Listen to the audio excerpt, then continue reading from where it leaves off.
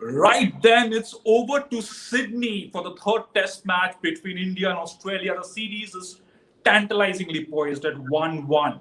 India lost the opening game at the Adelaide Oval, that horrific 36 all out, that 1 hour of horror India endured at the Adelaide Oval, and boy, did they bounce back at the Melbourne Cricket Ground. Headed straight to Sydney now for the third test match. Plenty has happened. Plenty has happened. We'll come to all of that, but this series is one for the legends. It's We've talked so much about the series building up to the first test match, how India and Australia are going to be really coming hard at each other, and a lot of things have happened off the field as well. So to discuss further on how India will actually cope over the next week, how Australia will look to bounce back over the next week, I have with me my two guests, the very charming Pragyan Oja and Deep Dasgupta, are really excited about this test match. But before I come to you, gentlemen, I just want to take our viewers quickly through the playing 11, the Indian playing 11 that was announced today. As expected, two forced changes. Mayank Agarwal, because he was out of form, we already told you Rohit Sharma will be replacing him, and Navdeep Saini will make his debut instead of Umesh Yadav, who India lost to injury in Melbourne. Apart from that, no other surprises. Rohit and Shubman Gill to open, Pujara at number 3, Rahan at number 4, Hanuma Vihari bringing up number 5. Clearly, India have reposed their faith in Vihari, who has played all but one of his test match overseas. Ravindra Jadeja, R. Ashwin, Jasprit Bumrah, Mohammad Siraj, Navdeep Saini bringing up the rest of the bowling attack. Coming straight to you, Pragyan, are you impressed with this selection? With Navdeep Saini coming in for Umesh Yadav, bringing in that extra pace. I know we talked about Shardul Thakur, especially given the conditions in Sydney overcast. What do you think about this move?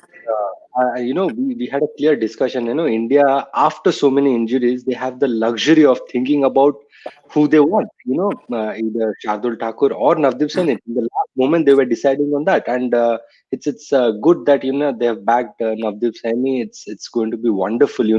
One fast bowler made his debut in MCG, and the other one now at SCG. So it's a brilliant thing, and making your debut in Australia or in abroad as a fast bowler gives you that much advantage, because there will be some bounce, there will be some movement of the wicket, and with the way we have seen Navdeep Saini bowl with the red ball, I think he'll be just eagerly waiting for the red ball to come into his hand and just start from the mark. Deep, clearly, spoiled for riches, this Indian team, especially in the fast bowling department. But spare a thought for Rohit Sharma. I know he's this guy's a great batsman. He's done so well in limited overs cricket, in the opportunities that got in Test match cricket, especially at home. He's done remarkably well, double hundreds there as well. But the world is expecting so much out of him already. 14 days hard quarantine in Australia. He comes in, gets into a bit of a forced controversy by fake news reporting from sections of your social media. I'm sure he wouldn't read too much into that. But what would his mindset be like heading into Sydney? I think at this point in time, what he would be looking forward to is the game starting, because there's been so much of talk which is off the ground. I think this is the time where all the cricketers, I'm sure everyone would be looking forward to the game starting, because then everything quietens down. It's about the cricket. Because the chat predominantly in the last week between the last test and this test has been off the field chat. So I think everyone's looking forward to this game. There's no two ways. And someone like Rohit, listen, as far as expectations are concerned, I'm sure he's used to it by now. Yes, maybe not as much in this format, but as far as white ball cricket is concerned, the expectations are as high as anyone in the world, because he's one of the best in the world in white ball cricket. So I think he's used to that expectation. I think everyone would be keen to get this game started, because again, there was salvo fired in the press conference by Tim Paine. So yeah, I mean, let's get on with the game now. Absolutely. And Deep rightly pointed out about Rohit Sharma's expectations. Imagine that guy getting into the dressing room after scoring 150 in an ODI, and then maybe the coaches would ask him, why didn't you reach that double hundred there, Pragyan? Coming to expectations though, however, the Aussies have been playing these mind games, and the mind games we've seen over the last week, they've shifted focus from on-field to off-field. How much of it do you think will, affect that equation between the cricketers? Because I somehow felt when during the ODIs and the T20s, there was too friendly. These guys were too friendly. Now, as cricketers, you might say that this is just a game and that's how you play with respect and pride. But for us watching from the fringes, we wanted some sort of spice and masala from an India-Australia series. This gets it to you. But how do you think that is going to affect the rapport between the cricketers? Pragyan.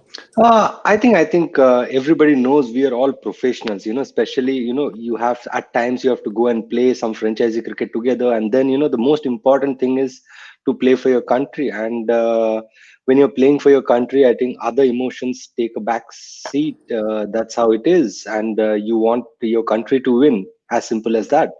But saying that, there's a lot of difference between the Test team and the ODI and T20 team. There, you had more of this Australian boys who regularly play for IPL, so they are kind of used to our Indian boys. But now, if you see the Test side, apart from a couple of players, you don't see the same boys, mingling around with the Indians. So I think that's the main difference. And the other thing, yes, I heard what Tim Penn said. So I think they are known for they are known for all these mind games, and they just want to make sure the opposition is not settled.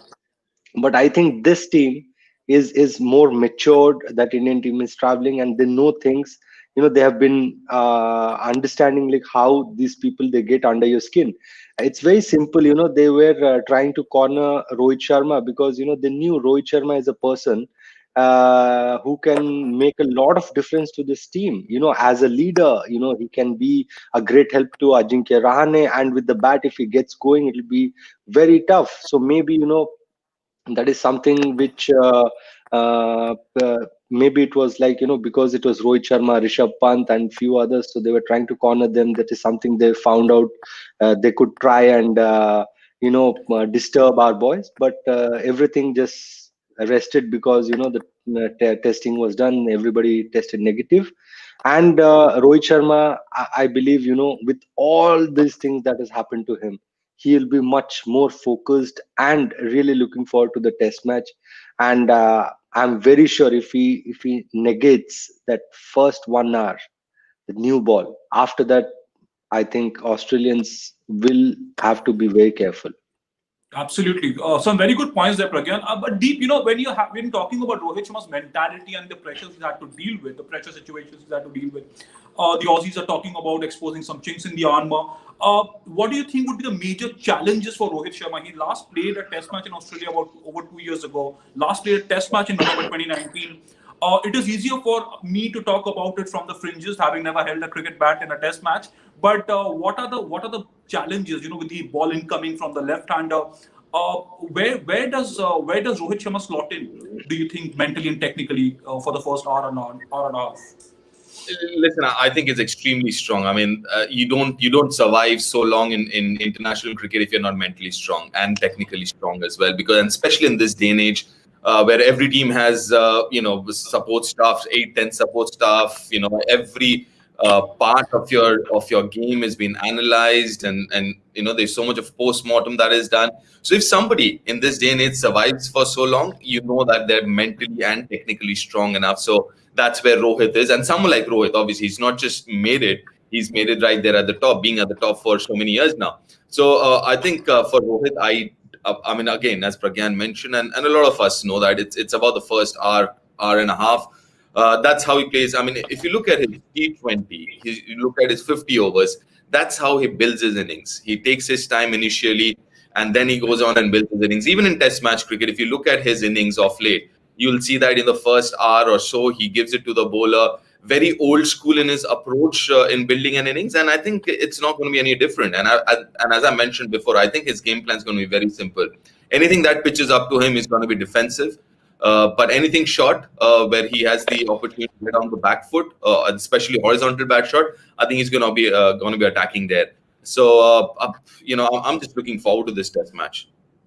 Absolutely. And the Aussies, Pragyan, have been talking about a lot of things. A lot of things have been done off the field. Yesterday on Sports Today, we exposed how the baby store owners themselves said it was shameless reporting because on the part of segments of the Australian media, because the Indians never breached any protocols, and they were maintaining the social distancing. They were in fact maintaining every protocol even when there wasn't one. So they were very, very careful. They were extra careful. Somehow mysteriously a fake story appears 20 days after the said incident. That's shocking. That's really shocking. But we exposed today will continue to expose such stories coming in from the Aussie media. But Pragyan, talking of the Australians and their own problems, they are inundated with weaknesses themselves. Look at David Warner; he's not 100%. He himself said that. We said that on Sports Today before he did. Their middle order has been fragile, brittle. Joe Burns being brought in as an opener failed. The selectors threw him under the bus. David Warner walks in. The middle order is, like I said, it's just fragile as ever. The bowling, Nathan Lyon has not made that impact that Ravi Ashwin has in the first two tests, and even Ravindra Jadeja for that matter. Australia, Pragyan, clearly have a lot to sort out on their own. Yeah, very true. They have to sort out a lot of things because even 2018, when they were losing, we had never seen their team, trying to balance out things. Yes, they lost the series, but it wasn't looking like what it is looking today. Today we are discussing about who are the openers going to be, and if David won, like most certainly David Warner is going to open, but is he 100% fit? And who's going to be with him? Who's going to be his partner? And if you look at the middle order, they've not done anything. I think that is a big concern for them. They have bowlers who have done for them, the three fast bowlers and Nathan Lyon. I'm not much worried about the bowling unit, but if you look at the batting, this has been a long time when we are discussing about Australian Test batting lineup, where they don't have a stability there. One or two wickets we have seen. Steve Smith didn't do well. Then Labuschagne did not get runs, and then suddenly this was a different team. Because I'm not even talking about the openers, because both the openers, Joe Burns and Matthew Wade, they were not looking as if they were. They were playing a test match. That's how it was. So it's very clear that they need to set things right if they have to do something against this Indian side. And mind you, we have some quality fast bowlers. Even if we have lost some of the main fast bowlers, still we have bowlers who can bowl 140 and make sure that it's not an easy day for Australia. So I think Australians should be thinking about. In the other hand, if you see, we have got Rohit Sharma in the lineup. So with this lineup, we had Ajinkya Rahane, Pujara, Vihari, Shubman Gill, now Rohit Sharma. So we are looking much more balanced side than what they were. And mind you, Ravindra Jadeja, though he got that 50. So I think our team is looking much more balanced than what Australian batting lineup is. And those mind games are also played on the field, aren't they? Will Pucovski, if he opens against David Warner, that guy's had 9 concussions. He could not play the first 2 test matches because of the concussion he suffered. This is not a matter to be trifled with, and I don't mean it in a light way. But the Indians would also test him with those short play deliveries, those bouncers. He'll be intimidated, and India have the pace arsenal to do that. Absolutely. There's no two ways. I think as far as Indian bowling is concerned and pace bowling is concerned, this is also a test for the bench strength, so to say, or the next lot of fast bowlers that are coming through. As Pragyan mentioned, we only have from the front line, so to say, only Jasprit Bumrah. Apart from that, the other seniors are not available, be it Ishant, Umesh, obviously Shami. So this is also a strength on one side, a testing of the strength of the bench, so to say. Big test match for them, and also I think credit to the Indian bowling coach Bharat Tarun to have created this bank, because I'm looking forward to these two youngsters bowling in tandem in this test match, because that's the future. That's India's future fast bowling. If you look at it, Bumrah, who's young, who's only 16 test matches old, Siraj 1 test match, Navdeep Saini on debut. So this is kind of India's future bowling unit. I mean, maybe a couple of years down the line or 3-4 years down the line. So that's going to be interesting. As far as mind games are concerned, I think, listen, as far as Indians are concerned, I'll speak for the Indian perspective. Everyone's been in Australia before. Almost every one of that squad, barring 3-4 of them, everyone's been there, toured Australia before, so they know what it's about. But you know what? Yes, I agree that India is ahead, and I've said this before. I agree with Pragyan, marginally ahead. But please, a word of caution here. Australia, they've got their backs to the wall. They will fight hard. They will fight back. Someone like Steve Smith, someone like Warner, even if he's injured. I know we mentioned how he could be kind of restrained in terms of his stroke play and everything, but he's a champion player. Steve Smith, according to me, the best test player in the world right now. Uh, Labushan, yes, I mean, he hasn't had a great series so far, but he's again a champion player. So you've got to be cautious as well. I mean, yes, you might be ahead. You must have, I mean, you won the last test match with a great comeback, but this is a new test match and you have to be very, very aware. Talking of their bowling, we've said this before. I think they have the best bowling side along with India, but obviously those bowlers are not playing for India. So they have a really, really top bowling side. So yeah, it's going to be a really good test match. Right. Talking of the Aussies willing to bounce back, and they'd be at their possibly at their best because they've been hurt at home. And remember, Sydney is a bit of a fortress for the Australian team. They have won 60 out of the 108 test matches played here at this venue. The last time they haven't lost a test match at the Sydney Cricket Ground in 10 years. India haven't lost a test match at the Sydney Cricket Ground since 2011. But again, they drew the last two games in 2015. 2019 obviously was rain affected, but that Rishabh Pant special. As a player, how does it psychologically affect visiting teams when you take on the hosts at a fortress like that? Or would the Indians draw inspiration from the previous two tours and from what they've done so far in the series? Does that affect you mentally going into a fortress like Sydney, Pragya? Yes, definitely. Indians, when they're planning, definitely they'll look at the stats. At certain venues, certain teams are brilliant the way they play.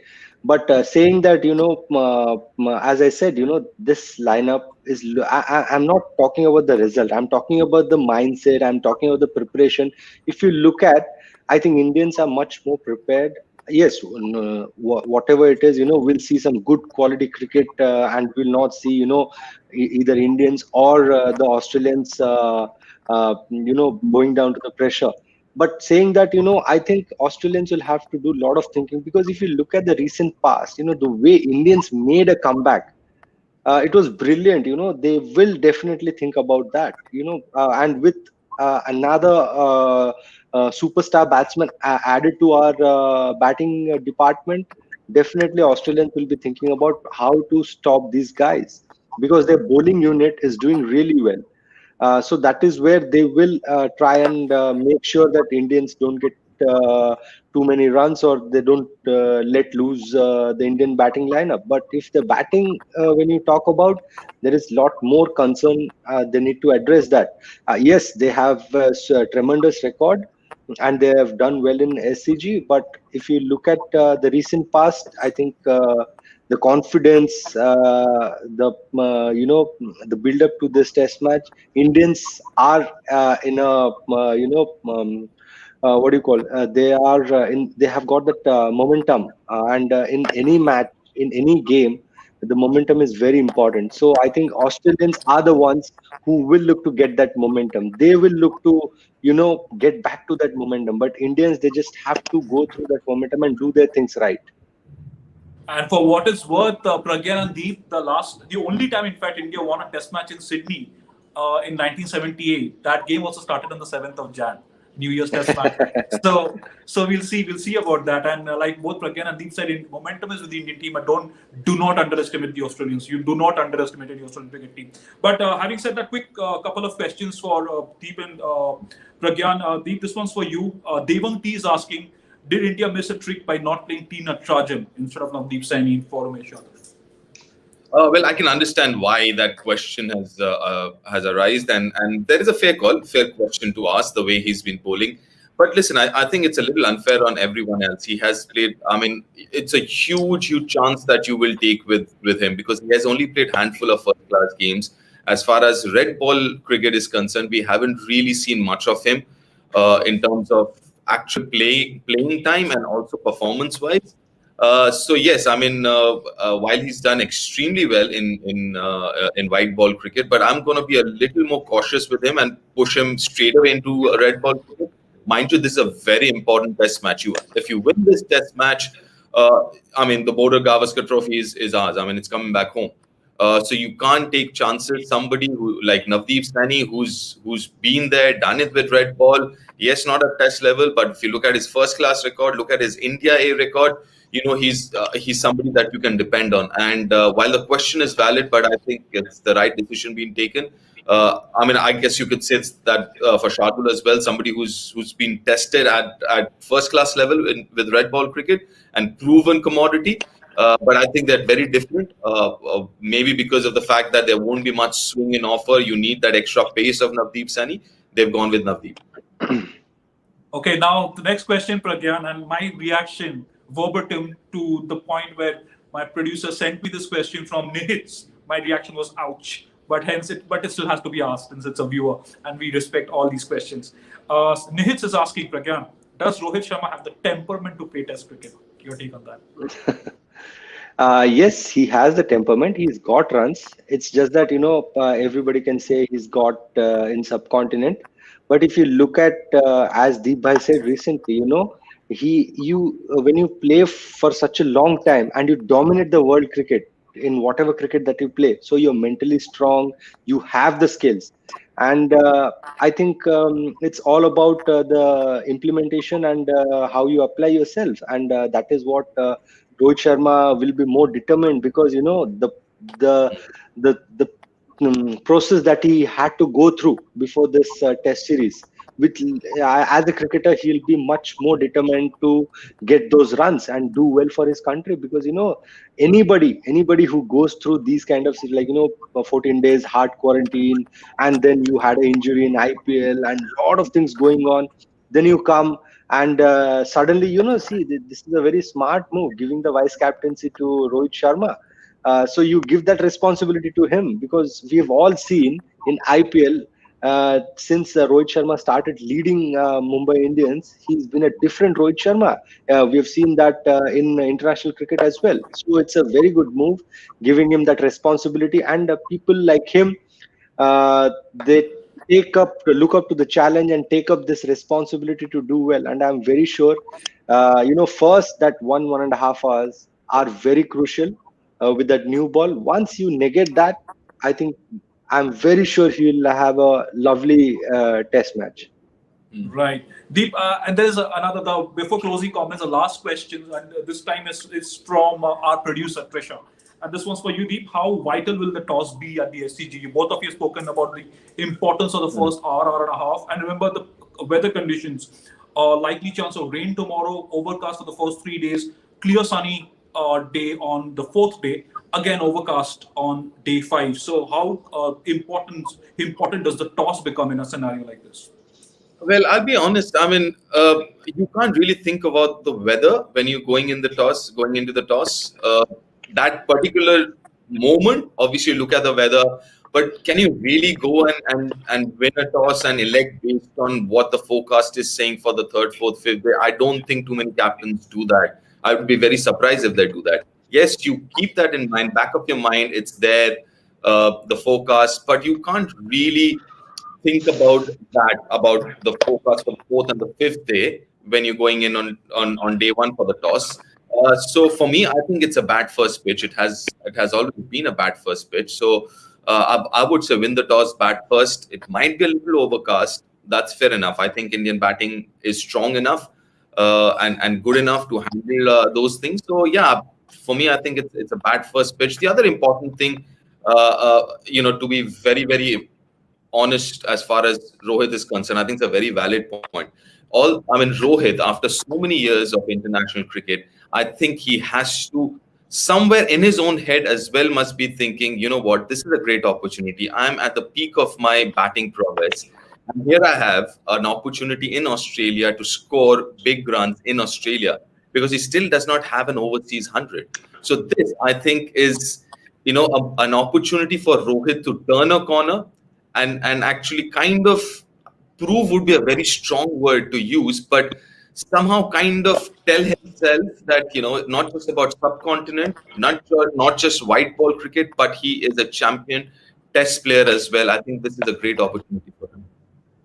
All right, quick closing comments from both Deep and Pragya. Deep, first coming to you before we close the show. 5 minutes before Boria Majumdar goes live at 5 with all the top breaking news from the world of sports. So please stay tuned in for that. But Deep, just before we wrap up the show, is R. Ashwin living rent-free inside Steve Smith's mind now? Because, we've not seen any single bowler dominate Steve Smith in Australia in so many years. What's that man going through?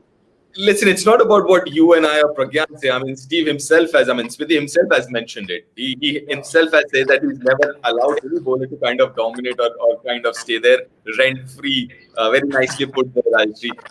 But yeah, I mean, obviously it's there. But you know what? There is a reason why these champion players are there. Why are they great players? It's because they know how to get out of situations like these. Because they know how to, kind of dig deep inside and get the best out of themselves in crisis situations. That's the reason they are champion players. And we are talking about two champion players here. We are talking about two modern day greats here. What I'm looking forward to is this amazing contest or a subplot, as I've mentioned before, Smith versus Ashwin. Pragyan, what would you continue to do as a spinner to contain Steve Smith? Great batsman, great man, scored tons and tons of runs for Australia. But what would you continue to do to make sure that this guy doesn't get off and come back hard and doesn't shoot? Yeah, it's quite simple. You don't have to do too many things. You're already there. It's. If I was Steve Smith, I wouldn't have said that. You would have seen someone like Sachin Paji or anybody, the greats. They never talk about any bowler who has got their wickets, more frequently. So you do not give that advantage. As a bowler, I'm happy that, at least he's thinking about me. He's worried about that, how he's going to face me. So I think here Ashwin has already entered his mind. But saying that, Ashwin is a smart bowler, he'll not try too many things. He'll just try and keep those things tight the way he's been doing in the past couple of test matches. That's what he's going to do. Right, that's all the time we have before the build-up to this test match. About 12 hours before this thrilling, what we expect to be a thrilling test match gets underway. Thank you so much, Deep Dasgupta, Pragyan Oja, for joining us on this show and giving us your expertise on what to look ahead. But listen, before we go, it's just this mind games the Australians have started. Maybe, just maybe, they have dug too deep in themselves, because the Indians are no bunnies when it comes to such mental disintegration as well. Thank you so much for joining us. In a couple of minutes, we have Boria Majumdar with the biggest sports news of the day. Thank you.